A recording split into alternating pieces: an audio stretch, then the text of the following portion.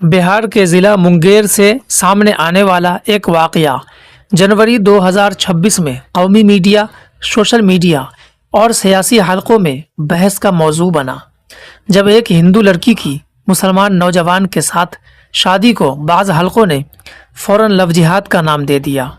खबर के मंजर आम पर आते ही हालात इस कदर जज्बाती हो गए कि असल हक़ाइक़, कानूनी निकात और लड़की के अपने बयानात पसे मंज़र में चले गए, जबकि एक मखसूस बयानिया तेज़ी से सोशल मीडिया पर तैरने लगा। ये रिपोर्ट उसी वाक़ये को खबर, कानून और समाज की रोशनी में मरहलावार और गैर जानिबदार अंदाज में पेश करती है, ताकि ये समझा जा सके कि ऐसे मामलात में मुसलमान नौजवान किस तरह इल्ज़ामात, गिरफ्तारियों और समाजी दबाव का सामना करते हैं और हकीकत क्या होती है। इत्तलात के मुताबिक मुंगेर की रिहायशी एक हिंदू लड़की दिसंबर के आखिरी हफ्ते में अपने घर से चली गई।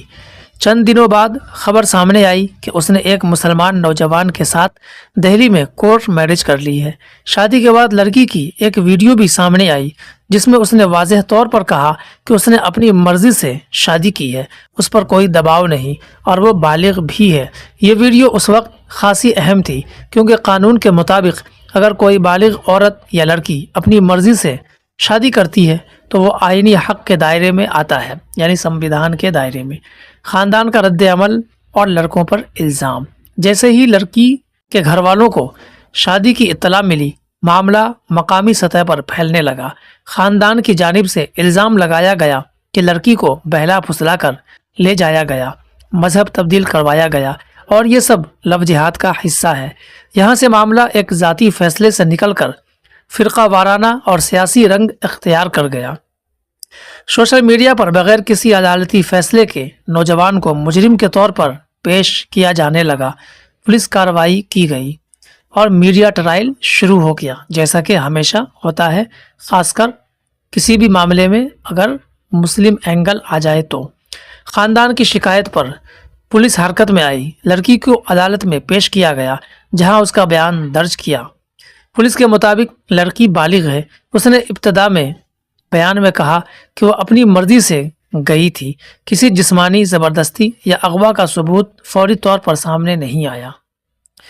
इसके बावजूद हालात के दबाव और शिकायत की बुनियाद पर नौजवान को हिरासत में लिया गया और तफ्तीश शुरू हुई। यहाँ एक अहम नुक्ता सामने आता है। अक्सर ऐसे मामलात में मुसलमान नौजवानों को पहले गिरफ्तार किया जाता है, जबकि तफ्तीश बाद में मुकम्मल होती है। बयान में तब्दीली और समाजी दबाव। कुछ दिन बाद लड़की का एक और बयान सामने आया, जिसमें उसने कहा वो अब अपने वालिदैन के साथ रहना चाहती है। यह बयान अदालत में दिया गया, जिसके बाद पुलिस ने उसे ख़ानदान के हवाले कर दिया। कानूनी माहिरीन के मुताबिक ऐसे केसेस में बयान का बदलना गैर मामूली नहीं, क्योंकि ख़ानदानी दबाव, समाजी बदनामी का खौफ और मीडिया ट्रायल, मकामी सियासत, ये सब अवामिल किसी भी लड़की के फैसले को मुतासिर कर सकते हैं। मंदिर में शुद्धिकरण। घर वापसी के बाद ख़ानदान ने मकामी मंदिर में रसूमात अदा की, जिन्हें बाज़ में मीडिया रिपोर्ट्स में शुद्धिकरण कहा गया।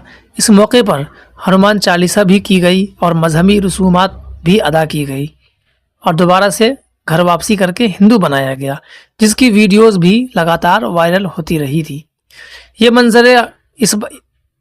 मंज़र इस बात की अलामत बने कि मामला अब भी कानून से ज़्यादा समाजी और मजहबी दबाव का शिकार हो चुका है।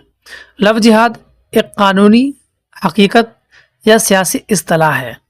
भारत के आईनी निज़ाम में लव जिहाद नाम की कोई चीज़ नहीं, कोई मखसूस जुर्म मरकज़ी कानून में मौजूद नहीं इस नाम से। अगर किसी केस में ज़बरदस्ती, धोखा या अगवा या मज़हब तब्दील करने का दबाव साबित हो जाए तो वो ताज़ीरात हिंद के तहत जुर्म बनता है, न कि सिर्फ बैनुल मज़ाहिब शादी के तहत। इसके बावजूद अमली तौर पर देखा गया है कि इल्ज़ाम लगते ही मुसलमान नौजवान को हिरासत में ले लिया जाता है। मीडिया उसे मुजरिम के तौर पर पेश करती है। बाद में अगर इल्ज़ाम साबित न भी हो, तब भी समाजी नुकसान तो उसका हो चुका होता है। मुसलमान नौजवानों के लिए नताइज। ऐसे मामलात में अक्सर मुस्लिम नौजवान को मंदरजा झेल मुश्किलात का सामना करना पड़ता है। فوری گرفتاری، لمبی قانونی کارروائی، نوکری اور روزگار کا نقصان، سماجی بائیکاٹ، خاندان پر دباؤ، اور اگر بعد میں عدالت سے ریلیف بھی مل جائے تو بھی بدنامی ختم نہیں ہوتی۔ میڈیا کا کردار، اس واقعے میں بھی دیکھا گیا ہے کہ بعض میڈیا اداروں نے لو جہاد جیسے الفاظ کو سرخیوں میں استعمال کیا، لڑکی کے ابتدائی بیان کو کم اہمیت دی، تفتیش مکمل ہونے سے پہلے نتیجہ اخذ کیا گیا، جبکہ صحافتی اصولوں کے مطابق ملزم کو قصوروار ثابت ہونے تک بے گناہ سمجھا جانا چاہیے۔ قانونی ماہرین کی رائے، قانون نے ماہرین کہتے ہیں کہ بالغ عورت کا اپنی مرضی سے شادی کرنا جرم نہیں، صرف مذہب یا نام کی بنیاد پر کسی کو مجرم قرار دینا آئین کے خلاف ہے۔ منگیر کا یہ واقعہ صرف ایک شادی کا معاملہ نہیں، بلکہ یہ اس سماجی حقیقت کو ظاہر کرتا ہے کہ بھارت میں بین المذاہب رشتے کو کس قدر حساس بنا دیے گئے ہیں۔ یہ رپورٹ کسی مذہب کے خلاف نہیں، بلکہ اس غلط نظام کے خلاف ہے جہاں الزام پہلے، انصاف بعد میں ہوتا ہے۔ جی ہاں دوستو، سیم اسی جگہ اگر کوئی مسلم لڑکی ہوتی اور ہندو لڑکا ہوتا تو مین اسٹریم میڈیا یا سوشل میڈیا تو چھوڑ دیجئے، پرنٹ میڈیا میں بھی اس کی خبر کہیں بھی کسی کونے میں بھی نہیں چھپتی، اس لیے کہ جو ہندو کرتے ہیں وہ صحیح کرتے ہیں، جو مسلمان کرتے ہیں وہ غلط کرتے ہیں ان کی نظروں میں، کیونکہ مسلمان تو لو جہاد کرتے ہیں، وہ اسلام پھیلانے کے لیے یہ کرتے ہیں، اور ہندو جو کرتے ہیں وہ بھگوا نہیں ہے، وہ سناتنی یا اپنا مذہب پھیلانے کے لیے نہیں کرتے ہیں، بلکہ وہ پیار کرتے ہیں، لڑکی اس کے لیے مری جاتی ہے، پاگل ہو رہتی ہے، اس وجہ سے وہ لوگ ایسا کرتے ہیں۔ میڈیا اس سماج کو اور خاص کر ان لوگوں کو جو ابھی میڈیا کے دباؤ میں یا پھر میڈیا کے چلائے ہوئے پروپیگنڈے میں نہیں آئے ہیں، ان کو سمجھنا چاہیے کہ آخر میڈیا انہیں کیا دکھا رہا ہے۔ ویڈیو اچھی لگی ہو تو اسے لائک شیئر ضرور کریں، چینل پر نئے ہیں تو چینل کو بھی سبسکرائب کرنا نہ بھولیں۔